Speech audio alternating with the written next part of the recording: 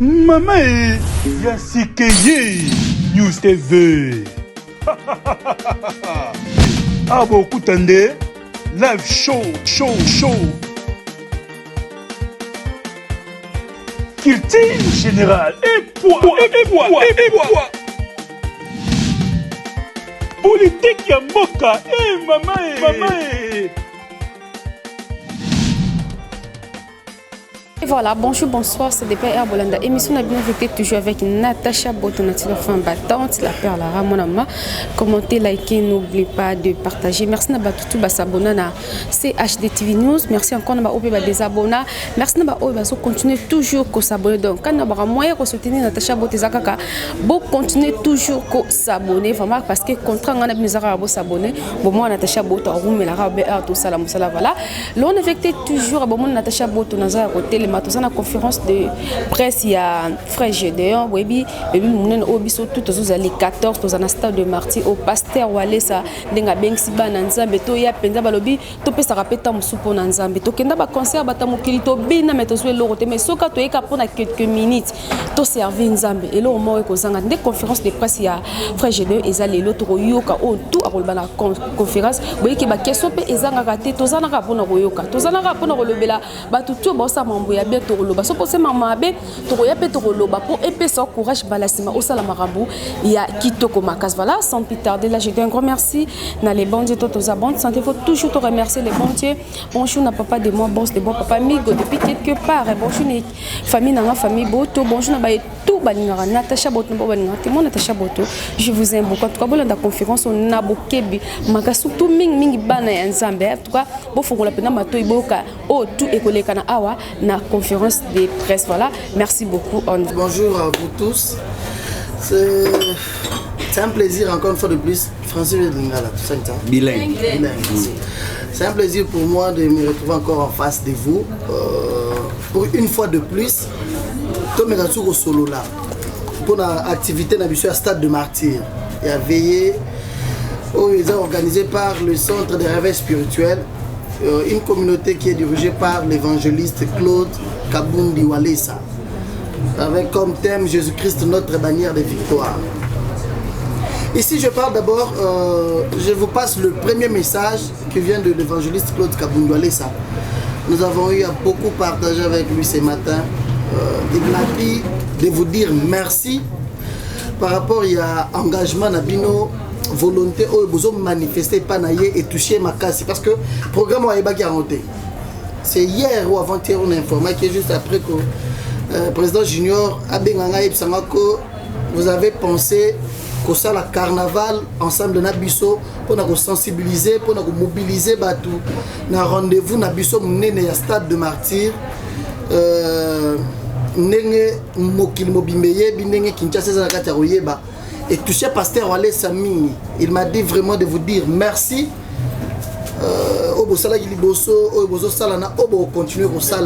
Il est vraiment touché par ce geste. Et puis il y a Bino après campagne au Stade de Martyr. On a posé à relier à la Bino na messa ensemble. Alors vous êtes vraiment extraordinaire par rapport à Boulingo pour manifester. Ici, on va parler sur la campagne du Stade des Martyrs. Campagne du Stade des Martyrs, nous sommes un petit peu déçus. Na maman Nzambe déception à la raté. Les volontaires Nzambe à la bongo pour les musala naïe. Pourquoi je parle en termes de déception? Parce que bateau batala culte absolument moni hier on était à plus de 500 personnes dans la 4 églises. J'ai d'ailleurs la vidéo avec moi. Il y a bateau, il y a une église, partout dans le monde, il y a une campagne. Mais c'est fait que date les 14 est changé. Date soit les 14 comme prévu et changé sous les 14 T. Aujourd'hui déjà tu as les 10, c'est-à-dire dans 3 jours ou 4 jours. C'est la première fois d'ailleurs que j'annonce ça, même l'église, c'est par ici que je vais annoncer ça. Pourquoi date échangée le 14? Nous avons reçu une lettre de la part il y a Bandero Stade, ils ont invité Bisso, na Bandero na Bisso à l'église à Liloba. Il y a pasteur Condé. Il devrait aussi tenir une manifestation hier au stade de Martyr, et ça les magité. Pour finir, quand même, on va décider qu'il va s'aller dans le palais du peuple. Pourquoi Simbi Totia le 14? C'est parce que l'équipe de francophonie sont déjà sur place. Bateau Baye, il faut pas activité dans le stade de Martyr le 14. Or, le 14, c'est une nuit seulement, c'est une veillée. Papa Konde Yemoko le samedi, dans le stade de Martyr, dans le gestionnaire à stade. Nous avons eu à beaucoup parler, à discuter. Nous avons compris qu'au nom des hommes de Dieu, nous avons empêché l'événement où il y a mené la francophonie. Pour trois raisons que les Congolais, ils ont prévu tout ça pour privilégier les pasteurs. Que les pasteurs vont faire la campagne. Na badate biso to sengaki que stade ezala na maboko na biso. Ça nous a vraiment dérangé. Batwaza na Katakoya après ici nazala batu sifona que na même aéroport batwaza na Katakoya pour la campagne le 14 mais francophonie basengi que totike la bango à partir le 14 bazala na contrôle la stade. Pas seulement à partir le 14, Pasteur Konde, lui c'était hier d'ailleurs, le 9. Baboyi balobi Mikolo yo baza déjà sur ton côté stade bomona que moi ba décor ici salemi na se pour na bato ba kima bambangu nyonso salemi eza impossible que bato ya kokota ba bebisa yango ceux qui ba bebisa l'état ba ko bandela et ko déranger. Eza ba manzambe Pasteur Wale c'est un serviteur de Dieu, il a dit eza volonzambe mutayibi surtout ça la campagne na stade de Martyr. Panneaux, t-shirts, publicité, la télévision, nous c'est salemi, mais on ne doit pas faire le bras de fer dans la francophonie parce que le Congo est derrière nous, notre pays. Bah ça d'accord, pour bamonde, tout cela n'a pas vraiment date, tout louer, tout fouti mbongo, tout fouti gouvernorat, tout ça, tout ce qu'il fallait faire, tout ce qui est administratif et salemaki. Déjà au début, avec francophonie, on a changé de date. On avait déjà pris la décision de changer de date. Après, il y a pasteur Walesa, il y a ministre Kaboulou, il y a sport, il y a un pasteur. Solo, le pasteur, vraiment, on reste seulement à la date du 14. C'est pourquoi Jour Boyaki, tu as annoncé qu'il date le 14, comme c'était prévu depuis l'année passée. Mais la dernière minute, à moins d'une semaine, il s'est fait que tu as francophonie au Baye. D'abord, ils ont un niveau spirituel. Un sujet marocain, ils ont coordonné les activités. À l'objet, lorsqu'il y a un stade à l'objet, l'esprit est dans le stade d'Awate. Tout le monde a l'esprit. C'est-à-dire, au niveau spirituel, on a passé à Salah qui visite, à Kenek, dans le stade, à Sambela qui moi, l'esprit à ma bé, moto, dans le stade. Et là, il y a Liboso. Ils ont eu à discuter vraiment face à face avec notre équipe pour parler du point de vue spirituel. Dire que l'esprit, tu travailleras dans l'esprit, et les marathons, tout le monde a l'esprit dans le stade d'Awate. Peut-être c'est une décision qui a influencé aussi, enfin, que Ekende Bongo. Nous avons eu à prendre enfin une décision. Il y a la date, c'est le 14. Quand tu vois les Camerounais au sein des Maïkoma, francophonie, tout ça là qui vient de Simba qui était Congo et Sony, pour Bandima qui est pasteur, aller ça là. Parce que là, je vous dis avec franchise que s'il fallait toucher partout, nous l'avons fait. Tout le aspect spirituel, l'aspect normal, il y a relation, contact, pour tout maintenir quand la date est le 14, jusqu'au sommet, nous l'avons fait. Il s'est fait que le Congo accepte que tout ça la manifestation, mais bango ba paya o ba yeli francophonie ba lobité mikolo yo botika la biso stade des aragana contre la biso. Francophonie eza le rôle la CAN. Mboga nego yamba, mboga nezo yamba CAF pour organiser. L'organisation za la mboga té. C'est pourquoi nous sommes décidés de changer la date. Tout le monde le 14 juillet. On va te belé, vous allez très touché. Mais écoute, félité dans ma Nzambe. Nzambe yebi pourquoi il faut que la date wana. Et puis nous avons étudié ensemble avec notre équipe que il faut que tu aies ce qui est sili to sali. Nous allons musikate parce que nous sommes déterminés. Il y a autant la Jésus-Christ ou aza bendele na biso na Congo na ba vie à batunyoso, ba faut vraiment un changement. C'est un peu ça d'abord. la grande information dans la je sais que vous êtes préparés.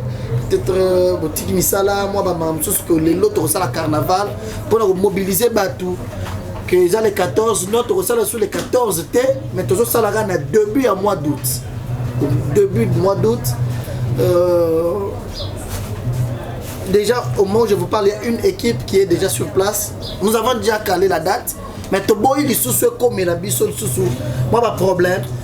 Peut-être date toponi match rose à les obétama. Et l'équipe est déjà là sur place pour pas vérifier ensemble là gestionnaire à stade. N'a pas programme est-ce que va programme un match aux à la date wana. Dans quelques jours encore, je viendrai encore vers vous pour annoncer la date Oyo Togosala campagne d'absence stade des martyrs. Nos t-shirts, tout ce que tout ça déjà reste le même. Je pense peut-être au niveau communicationnel, on va étudier avec notre équipe, il y a communication. Notre direction, il y a campagne pour voir quoi faire. Peut-être qu'on a un panneau. Est-ce que tout changer ma fiche? Là, ça va rester vraiment entre l'équipe de la communication et la direction. Il y a campagne, il y a stade de martyr. C'était ça la grande information. Merci beaucoup, amis internautes. Merci à tous les journalistes ici présents. Je sais que Boyoki, le point qui a été présenté, qui a été exposé par le chargé des communications de l'évangéliste international, Claude Kabundela Walesa, pardon. Merci à toi, Gédéon, pour cette narration. Maintenant, je laisse le journaliste poser leurs questions à tour de rôle. Je vais commencer par qui? Voilà. Télémio s'est présenté. Tu as la caméra.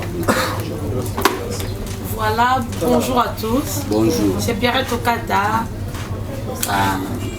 chaîne internet Tokata TV super officielle. Dans l'ingénieur tout na papa Gédéon.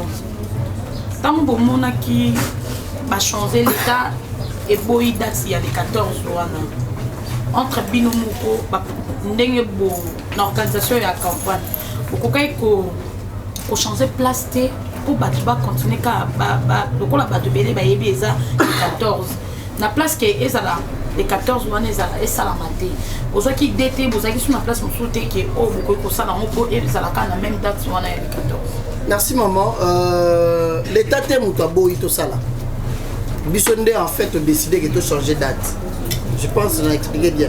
L'État baza pour biso. Je peux vous donner des conditions à ma PC pour tout ça la date wana peut-être beaucoup kayamote. Exemple, tota podium bon balobi RDG à la toucher. Bon RDG à la toucher. Oui ko tia protège gazon. Mais autour du stade nous sommes tout tamoko à la tête. Bon podium est à la wana te. Bon expliquer dans stade ko tia podium wana. Mais beaucoup pour changer place. Voilà, pour la cause parce qu'on a problème il y a place. La campagne, c'est Dieu qui a dit à son serviteur à Sala. C'est ça, pasteur, on laisse ça. Il y a ça la campagne par année. Il y a ça la raison Nzamba, il y a ça la. Nzamba, il y a ça la campagne à stade. C'est pourquoi on n'a pas le choix. Ceux qui ont qui y a décidé que nga kabunduale ça n'a pas ça la campagne. Bon, on a stade de complications. Je vous dis, on est à plus de 200 000 $ à la dépense. Mais makambo ya Nzambe mbongo eza dépenser pour la mosala Nzambe ba regretter ya monter. Pour mkolo mbongo eza Nzambe. Et qui na mosala na ye. Toko sala nyonso kosenga to sala po bato bayeba que to changer date. OK maman. Moyen to longo na stade ezate po Nzambe a lobby pasteur Walesa a telemisa bendele moko na stade wana. Eza place de martyr. Yesu aza martyr à liboso kufara na kulusu. Na Congo il faut to pesa Yesu valeur de plus que maram nyonso. Donc la Nzambe pe si serviteur na ye place ya rosala les na stade de martyr. On to rosala na stade de martyr. Voilà. Merci beaucoup de l'autre côté. Bonjour, Nicolette Star, on va terminer cette télévision.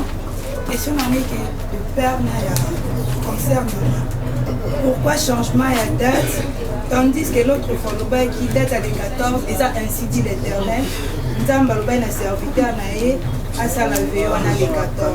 Pour un niveau changer date où ça là qui ainsi dit l'Éternel, au lieu de changer lien. Merci maman, maman Nicolette. Non, tout cas la dernière Foloba qui date Nzambe mtoloba tout ça date wana. Nzambaloba na pasteur on laisse ça la campagne après ça il a thème. On a des problèmes administratifs. Il a l'administration, avant d'être étudié, ok. dans le mois de juillet, normalement, il faut tout ça la campagne dans le mois de juillet. Parce que août déjà, tu banques un rapport à Bamboula. Mais juillet, tu as une assurance que Mboula est raté. En juillet. Donc, tu étudies qu'il y a le deuxième vendredi à mois. Lorsque tu as le calendrier, tu as le deuxième vendredi à mois, il y a dans les 14. Donc, tu décides qui tout ça là, le 14 juillet. Ils ont le changement de date. Date est ambition de Toponaki. Ils ont Nzambe. Nzambe PCA, ça la campagne. Zoatem Yango. C'est à son niveau maintenant, hier pasteur Wale ça, na équipe na yenda étudiant le bien que tu ça la date ni. Tu étudies avec date one. Merci. Bonjour à tous. Bonjour. Nana Sanga Vijay officiel télévision. J'ai des questions par rapport à pour la sensibilisation, parce que merci d'abord pour la sensibilisation de Bino. Na monaki otaki 500 kuna likolo na kutaka ba fichier ça. Le long de outil pour awa, il y a une modification pour changer par rapport à makambo ya francophonie. Il y a Congo et ambi francophonie na kati mboka biso et a be valeur ya Congo. Le long pour changer date wana. Date na ngopé cité. Mais à ma grande surprise, pour nous, quitte Yamaka, c'est à la dimanche. Pourquoi pas voir nos sacs qui n'a pas tout au bandimi sous au bazar de partout au bazoya pour la macambo pour épisode qui nous invité, tout peut pas payer pour la macambo. Et puis pour lundi ça m'a ndenge pe bo pandi ba fiche wana. Ba place nous sous ba ko rezate. Et là, on est parce qu'il y a d'autres personnes jusqu'à maintenant il faut baser à la stade de martyr le vendredi 14. Beaucoup ça la coma parce que tu as vu qu'il y a des coupures, il y a courant par-ci par-là. Beaucoup ça la yango na manière nini pour la longa batouana na kati ya mituma bango ndenge nini boko kende nango bien que carnaval. Est-ce que vous allez reçu na 3 jours poétique? Merci. Merci maman. 3 jours égalité, c'est que tu nous as donné Mikolo Belé lisusu. Pour dire que non, 3 jours par rapport à les 14 jours, c'est pourquoi na yemba lorsque bo bengsinga. Ici c'est vous qui m'avez appelé. Oui. Boye ba quitter les autres changer date. Oui. Pour revenir, pourquoi dimanche pasteur à l'Obagité? C'est une décision en fait aux gens on a Tongo. Décision il y a que to changer date et ont mis lelo na Tongo.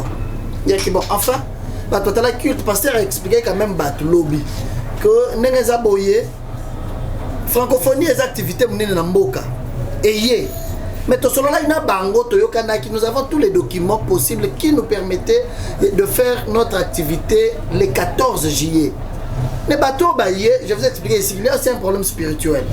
Lorsque l'équipe est arrivée, bah côté na stade, bah mon spirituellement, moi l'esprit est aux alatés. Bah on débat du décision que non, comme ça stade est à la vide. Nous sommes de occupé stade Lelo. Or toyokana qui bomoté.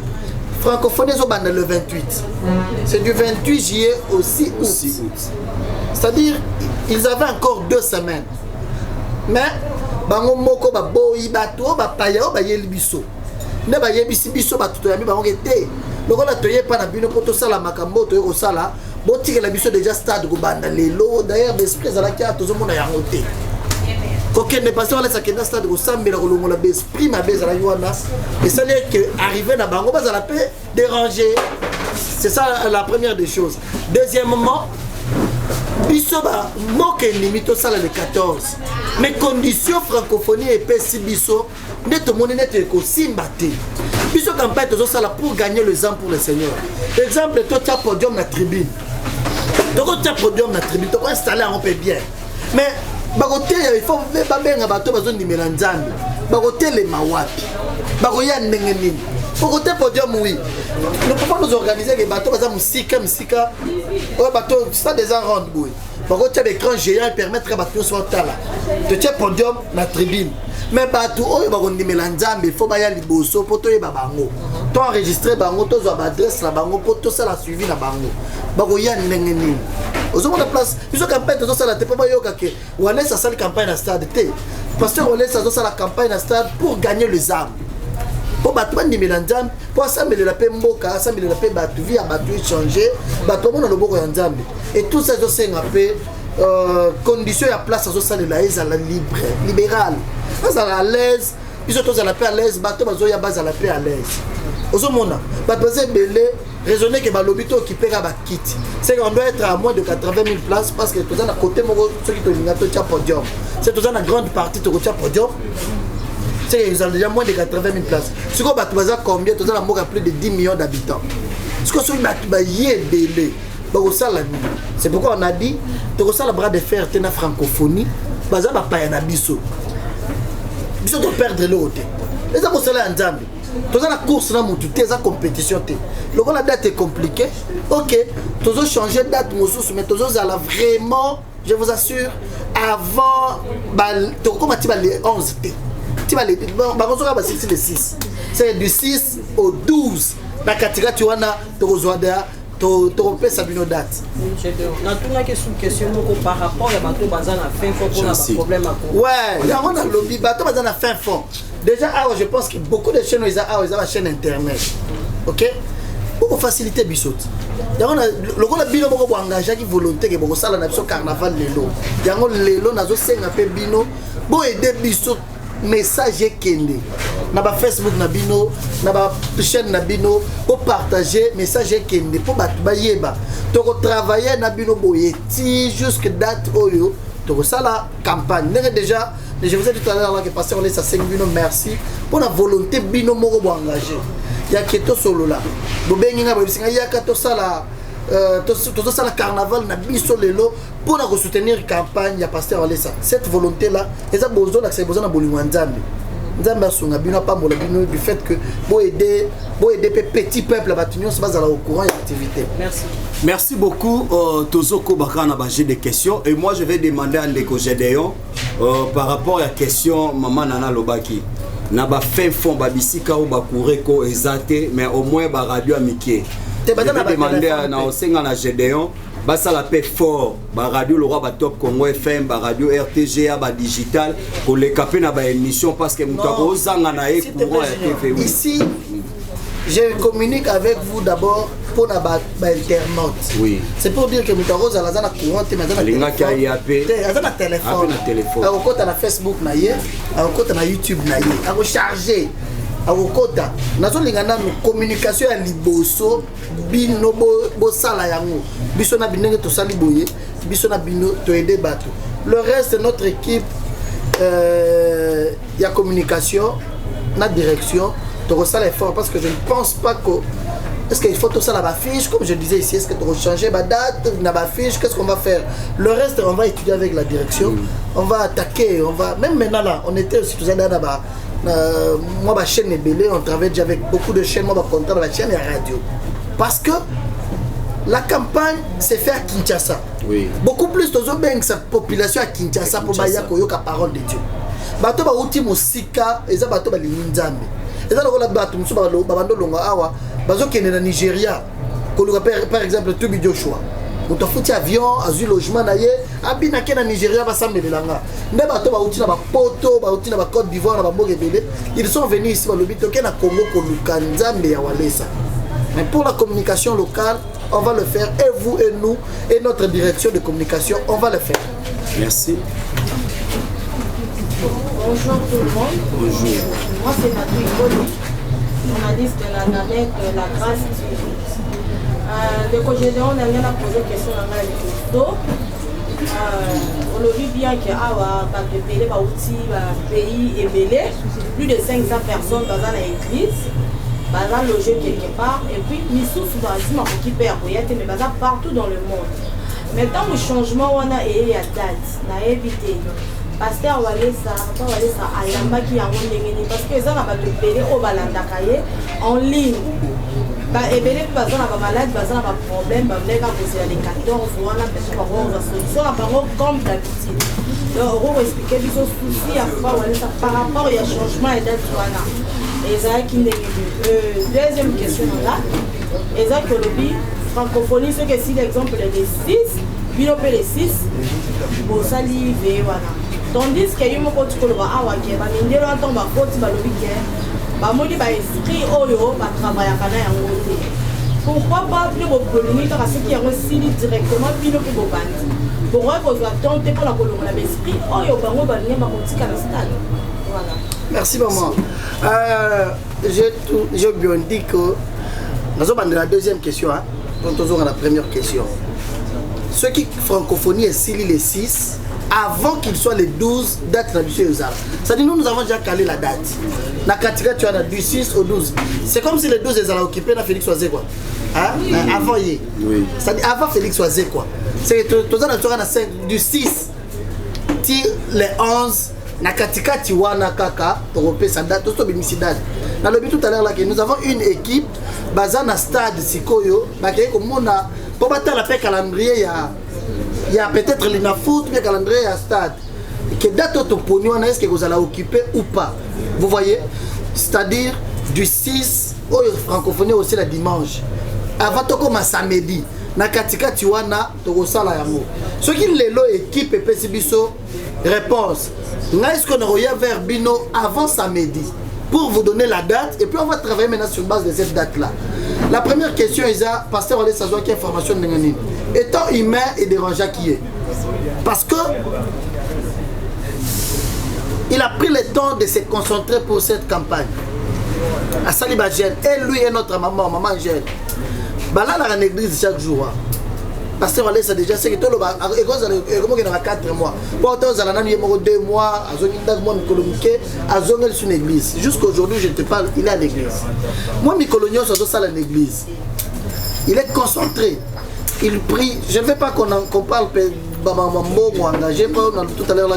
Mbongo est mon salaire, mais étant moutou, concentration naïe, et puis na nengeye moko zo ya babapaya nengeye moko zo yo kamboka nengezo zala il s'attendait aussi à la date du 14 mais maramonza me bible le Dieu le maître des temps et des circonstances tant o nzamba lingé lo resaleba des temps to sala yango o ezabiso to décida qu'il est 14 mais makambo salemi autrement parce que ça reste sera il est à l'aise il est content que nzamba lingé saleba boy il est à l'aise Aza dérangé le premier jour lorsqu'il y a information il y a ah et bah ça les bon pour nani ah kasto benga wapi to ça la bokene nan bolande Aza dérangé mais pas pour na ba invité au bateau ba yé ba futi ba bien na ba souci na yeza na peut-être comme ça ça voyage à une semaine bazar ouais à 3 jours bazar na za na bateau ba comme à jeudi pour zo samedi bateau bazar souci à pasteur Olé César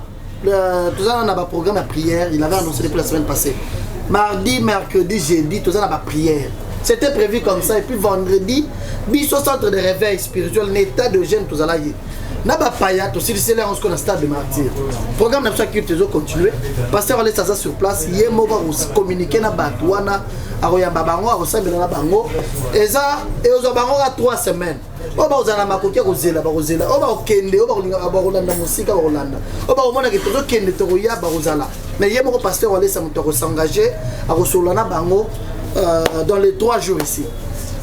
Merci beaucoup Toko baba question Jemima. Voilà. Bonjour à tous. Bonjour.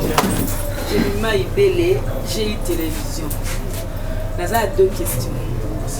Question nanga liboso eza tout dans la batamokili ba musique profane donc on fait rigolo à bandé avec sa concert naïe pendant mon la publication concert cause la té francophonie bazo bon sa stade tout et ça la tri fadam sur fadam déjà papa la biso Olé ça dans la idée ya pour ça la veille na stade de Martin ça ba ça le belaki et parti le 14 pourquoi ne pas faire que non au lieu que makambo et comment est-ce que akenda ki vers bango tatu na bango tozo ka makambo ba francophonie ngo est-ce que bino ba kondi ndenge bozo ya ba francophonie ngo awo et cause et que tomber la date on nga na do linga ta veiller ou quoi quelque part totalement imprudence moro bezalaki yango beaucoup parce que s'il faut consommer les dépenses je ne crois pas que ça sera remboursé je ne crois pas que la banderole doit le temps pour la barrer 14 boté date pour barrer 14 j'ai boté date pour boté et puis c'est ça la démarche voilà pourquoi pas vous qui moi comment vous à la prudent et pour qu'il des verbes voilà par rapport à nous, nous devons internet, oh fadam, oh francophonie, pour que vous en ayez vous dans la prudence le quoi Félix Oiseau quand il y a le 12 août. Ma première question c'est là et d'ailleurs. Deuxième exemple, ningi yo communicateur GDO ya papa la biso walesa ba caméra o telemi awa eza en ligne, c'est-à-dire ata muto yo kaka lingala te, on peut facilement traduire yango. Tant que nous avec beaucoup d'affirmations que batu oyo ya libana ya ni oyo de salima oyo francophonie tant ba koti na stade balobi ke mais stade a tout le monde ba milimo oyo te travailler nango ezate vous montez quelque part vous tiapé ou aller sans danger parce que notre communicateur ndé mutaloba kango qui étaient les témoins, est-ce que batu na bino ya église bazala que no bayoka ki bango baloba kango par rapport ya kozala moi un peu prudent par rapport à makamwana et pour nous sauver pour na yo ya moi na poser question. Voilà, merci maman. La première question, la prudence par rapport à la date. Je l'avais dit autrefois, même dans toutes les émissions, toujours les cas. Je l'ai toujours dit que Nabanda, tout ça, depuis le mois de janvier, le 7 janvier, de Banda, on est dans la salle annonce à Liboso et dans la campagne le 14. Je pense que peut-être Mamba Fadam ou bien affaire et le 7 janvier. De deux, Bisoto loi qui stade de martyr au mois de juillet de l'an 2022. 2022 dans le barrage. Et voilà, merci Nabino tout besoin qu'il va dans la conférence du début jusqu'à la fin. Encore merci. Bon monde de conférence et l'équipe maintenant pour sortir commentaire parce que et le ça pas si tout le pas en bazar mais parce que bato belé ba qui date il y a les 14 là qui confirmé et ça na bato muso ba en tout cas les 14 on a pendant rozanga te mais date et chazi ba binyo c'est la ma bon c'est nzamba alors date ba les 6 et ça penza confirmé que ça no ba tâtonner parce que non date penza fixe et limité vraiment bozala kaka wana ba nzambe et lembisa binoté balongoli et l'euro mort des arts date ne salimoi perturbation makasi vraiment bozala karawana bozala toujours branché ce côté na chaîne bino bozala desi atam commenter parce que c'est HDTV News et la chaîne d'actualité to linga actualité tous les canaux photo ya to té la bino alors ceux qui sont côté la bino actualité est-ce que bonga boy balem soit sous les 14 bange baya wana ba mona be dati et changer pendant vie qui m'a envoyé les kakuna donc on a choisi donc nzambe mo kwa yebi vraiment merci na papa de mon boss de mon papa Migo depuis quelque part merci na abonné tout ya CHDTV News na lingi bino mingi merci na ba tout balinga na tacha bot en tout cas moi aussi je vous love na linga bino makas merci na ba opi balinga ngate menga na linga nga ka bino vraiment botika la malamu ce que l'on zongi te to zonga su to ya to kosola parce que vérité toujours oh là là makambo wapi na lingi bino ya trop botika malamu bye bye Maman Yasikeye News TV. Ah beaucoup tendez live show. Culture générale et poids. Politique ya mboka maman